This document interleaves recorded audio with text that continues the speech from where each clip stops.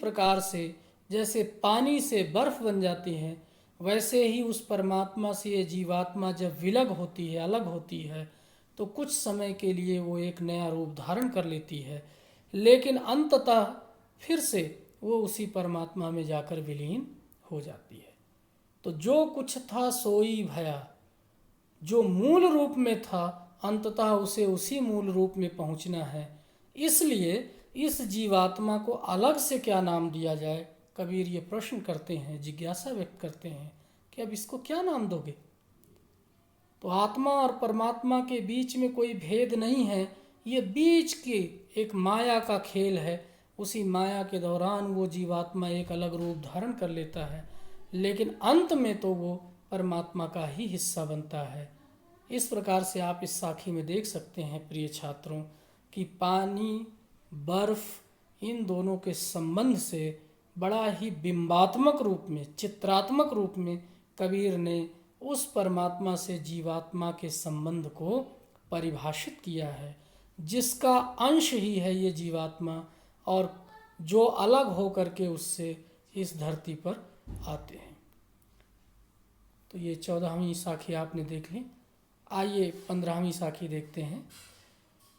पंख उड़ानी गगन कूं प्यंड्य रहा परदेश, पानी पिया चंच बिन भूल गया यह देश। पंख उड़ानी गगन कूं, कबीर की साखियों में जहाँ पर ये मूर्धन्य ष दिखाई पड़ता है वो वस्तुतः ख के अर्थ में आता है। ख, पंखी उड़ानी गगन कूं। अब आप इसमें देखें तो पंजाबी और हरियाणवी का पुट बहुत गहरा है। कूं को, उड़ानी उड़ चला। ये जो पक्षी है ये कहाँ उड़ चला? गगन कूं, आकाश की ओर। प्यंड रहा परदेश, ये प्यंड पिंड है, पिंड ये शरीर। रहा परदेश, अब उस पक्षी के लिए ये शरीर क्या हो चुका है? परदेश हो चुका है, अनजाना हो चुका है। अब उसका कोई अर्थ नहीं रह गया उसके लिए। और पानी पिया चंच बिन, और ये ऐसा पक्षी है कि बिना चोंच के ही ऐसा अमृत जल पिया कि भूल गया यह देश। जिस देश से वो उड़ा था उसे भूल गया, अब वहाँ दोबारा आने की आवश्यकता नहीं रह गई। तो आप देख सकते हैं कि इसमें भी अन्योक्ति है। पंख यहाँ जीवात्मा का प्रतीक है, पूरी की पूरी साखी प्रतीकात्मक है। पंख जीवात्मा, पक्षी। उड़ानी गगन कूं, गगन इसमें भी हठ योग साधना का चित्रण है। गगन वही है जो शून्य शिखर गढ़ माही, जिसे शिखर कहा है उन्होंने उसी को यहाँ गगन कहा है। शून्य भी इसी को कहते हैं, सहस्रार चक्र भी इसी को कहते हैं। जब एक योगी साधना में आगे बढ़ते बढ़ते उस शून्य तक पहुँच जाता है, उस गगन तक पहुँच जाता है, उस दशा का वर्णन यहाँ किया गया है कि पंखी उड़ानी गगन को, ये जीवात्मा अपने उस अंतिम अवस्था की ओर उड़ चला है, पहुँच चुका है, जहाँ अब इस धरती के, इस संसार के, इस माया के प्रपंच से, संजाल से अब उसका कोई संबंध, कोई वास्ता नहीं रह गया। तो पंख उड़ानी गगन को, ये जीवात्मा रूपी पक्षी उस गगन की ओर उड़ चला, उस परमात्मा की ओर उड़ चला, उस सहस्रार चक्र की ओर उड़ चला, उस शून्य शिखर की ओर उड़ चला। पिंड रहा परदेश, और ये जो भौतिक शरीर था, पिंड था, ये अब उसके लिए क्या हो चुका है? परदेश हो चुका है, अनजाना हो चुका है, अब उसके लिए निरर्थक हो चुका है। अब उसकी कोई सार्थकता नहीं इस पिंड की, इस शरीर की।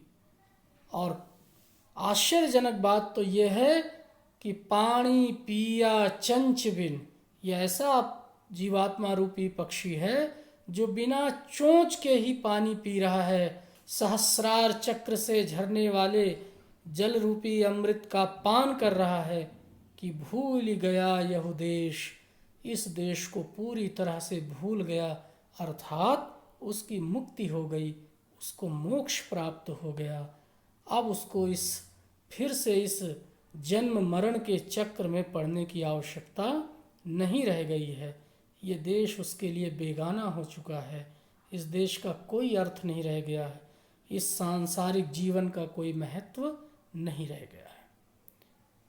तो आप देख सकते हैं कि यहाँ पक्षी से जीवात्मा का एक रूपक बांधते हुए प्रतीक रूप में प्रस्तुत किया गया है कि जीवात्मा एक पक्षी के समान, जैसे पक्षी आकाश में उड़ चलता है, ठीक उसी तरह से यह जीवात्मा जब ज्ञान और साधना की उस अवस्था में पहुंच जाता है जहां उसे ईश्वर की प्राप्ति सुलभ हो जाती है, तो ये जीवात्मा उड़ चलता है गगन की ओर, उस शून्य शिखर की ओर जिसे योगियों ने माना है कि कुंडलनी जागृत करते करते जब सहस्रार चक्र शून्य शिखर की ओर पहुंचते हैं, तब वास्तविक आनंद, तब वास्तविक ज्योति, तब वास्तविक प्रकाश, तब वास्तविक ईश्वर का भान होता है।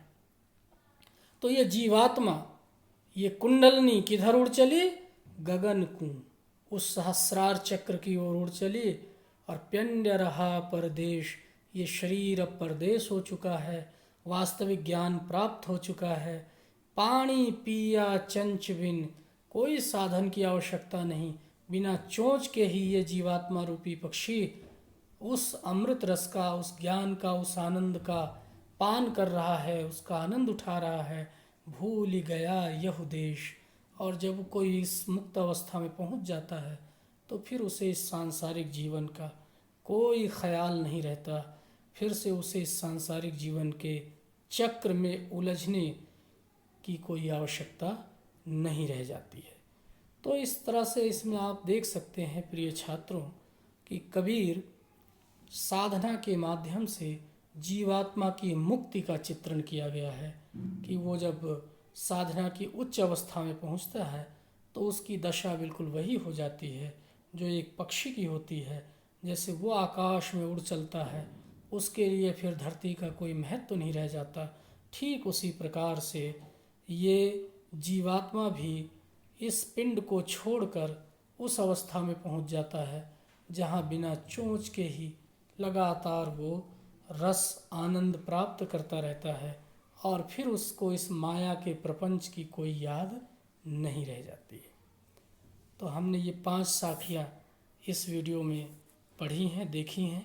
मुझे उम्मीद है कि आप इन सभी साखियों को ध्यानपूर्वक दोहराएंगे, समझने का प्रयास करेंगे। इसकी भाषा के बारे में मैं आपको बीच बीच में बतलाता रहा हूँ। छंद इसमें दोहाई है और शांत रस जो भक्ति रस है वो इन दोहों का प्रतिपाद्य है, वो आप देख सकते हैं। तो मुझे उम्मीद है कि आप इनसे लाभान्वित होंगे और इस अध्याय को आप अच्छी तरह से पूरी गंभीरता से तैयार कर सकेंगे, क्योंकि ये बहुत ही महत्वपूर्ण है जीवन की दृष्टि से भी, परीक्षा की दृष्टि से भी, ये ज्ञान की दृष्टि से भी एक आध्यात्मिक बोध पैदा करता है। ये पूरा का पूरा अंश जो आपने अभी पढ़ा है, तो इन दोनों दृष्टियों से अगर आप इसकी पूरी तैयारी करेंगे तो आप निश्चित रूप से परीक्षा में भी लाभान्वित होंगे और साथ ही साथ जीवन में भी आपके एक नया उन्मेष, एक नया प्रकाश पैदा होगा। तो इसी के साथ अब इस वीडियो को ख़त्म करने की इजाज़त दीजिए और फिर अगले वीडियो में हम 16वीं साखी से इस व्याख्यान को जारी रखेंगे। तब तक के लिए नमस्कार।